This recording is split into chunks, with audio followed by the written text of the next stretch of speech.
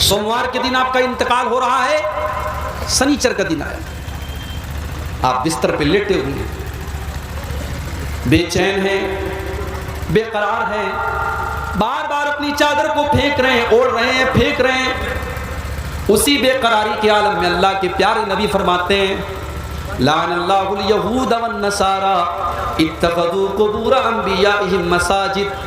اللہ کی لعنت و یہود و نصارہ کے اوپر، انہوں نے اپنے نبیوں کی قبروں کو سجدہ گاہ بنا لیا، انہوں نے اپنے نبیوں کی قبروں کو مسجد بنا لیا۔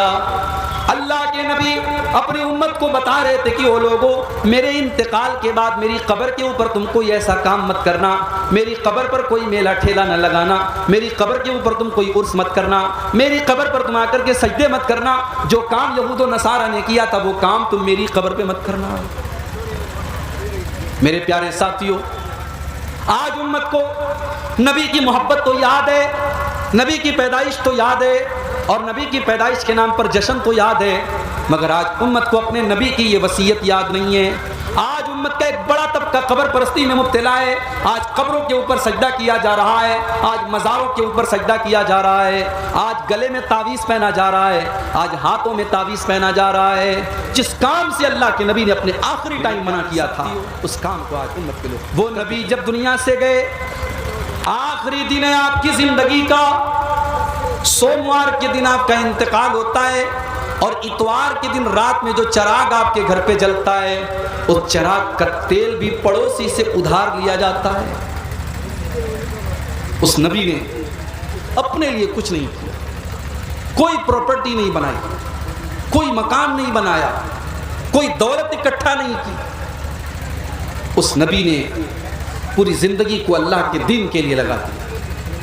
اس نبی کی زندگی کا ایک ہی مقصد ہے کہ لوگ اسلام لے آئیں، لوگ ایمان لے آئیں، لوگ توحید پر آ جائیں۔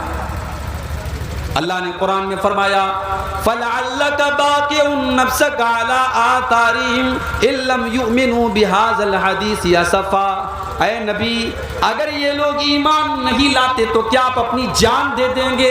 آپ اپنی جان کو جوخم میں ڈال دیں گے؟ کیا آپ اپنی جان دے دیں گے؟ آپ لوگوں کے ایمان لانے کی اتنی چنتا کیوں کرتے ہیں؟ میرے پیارے ساتھیوں، نماز کی حالت میں اللہ کے نبی کے گلے میں عقبہ ابن ابی معیط آتا ہے اور چادر ڈال کر کے آپ کا گلا دبانے کی کوشش کرتا ہے۔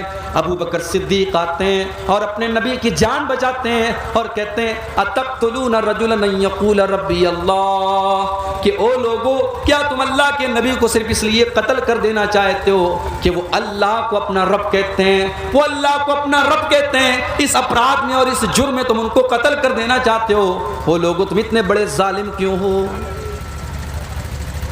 اللہ کے نبی نماز پڑھ رہے ہیں، ایک ظالم آتا ہے اور آپ کے اوپر اونٹنے کی اوجھڑی لا کے رکھ دیتا ہے، اونٹنی کی گندگی اور اونٹنی کی بچہ دانی لا کے رکھ دیتا ہے۔ اللہ کے نبی سجدے سے سر نہیں اٹھا پا رہے ہیں اور اللہ کا کوئی بندہ آتا ہے اور جب اس اوجھڑی کو ہٹاتا ہے تب اللہ کے نبی سجدے سے سر اٹھاتے ہیں۔ کتنی تکلیفیں سہی اس نبی نے، اور آج اس نبی کا آخری ٹائم ہے، اس نبی کے انتقال کا ٹائم۔ سوموار کا دن آتا ہے، فجر کی نماز کا ٹائم ہے، اللہ کے پیارے نبی اپنے کمرے کا پردہ ہٹاتے ہیں، سامنے ابو بکر صدیق نماز پڑھا رہے ہیں، صحابہ کرام پیچھے نماز پڑھ رہے ہیں۔ اللہ کے نبی اپنے حجرے کے دروازے سے یہ منظر دیکھتے ہیں، آپ کے چہرے پر مسکراہٹ آ جاتی ہے، آپ ہنسنے لگتے ہیں۔ صحابہ کرام نماز کی حالت میں محسوس کر لیتے ہیں کہ اللہ کے نبی اپنے کمرے کے دروازے پر کھڑے ہیں۔ صحابہ کہتے ہیں ہم کو یہ ڈر ہوا کہ کہیں ہماری نماز نہ خراب ہو جائے اور کہیں ہم نماز کو بیچ میں سے چھوڑ کے نہ بھاگ جائیں۔ اور ابو بکر صدیق رضی اللہ تعالیٰ عنہ بھی پیچھے ہٹنے لگے۔ اللہ کے نبی نے اشارہ کیا کہ اے ابو بکر، تم نماز کو کنٹینیو رکھو، تم نماز کو جاری رکھو، اور آپ نے پردہ گرا دیا اور آپ نے پردے کو دوبارہ اپنی جگہ کر دیا۔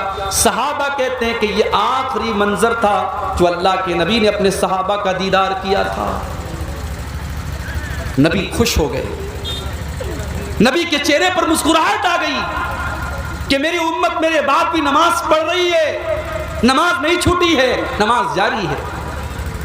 آج امت کو اپنے نبی کی نبی کو جس چیز کی اتنی فکر تھی نماز، آج امت کو نماز کی بھی فکر نہیں۔ رات رات بھر تقریریں سننے والے فجر کی نماز میں غائب ہو جاتے ہیں۔ گاؤں میں جلسہ ہو رہا ہے، جلسے میں ہزاروں کی پبلک ہے، مسجد میں چلے جاؤ تو 8-10 لوگ مشکل سے نماز میں ملتے ہیں۔ میرے پیارے ساتھیوں، آج تم نبی سے محبت کا دعویٰ کرتے ہو، نبی سے پیار کا دعویٰ کرتے ہو، اس نبی کو تو نماز سے اتنی محبت تھی، اتنی محبت تھی کہ وہ نبی کہا کرتے تھے جعلت قرۃ عینی فی الصلاۃ، نماز میری آنکھوں کی ٹھنڈک ہے، نماز میرے دل کا سکون ہے۔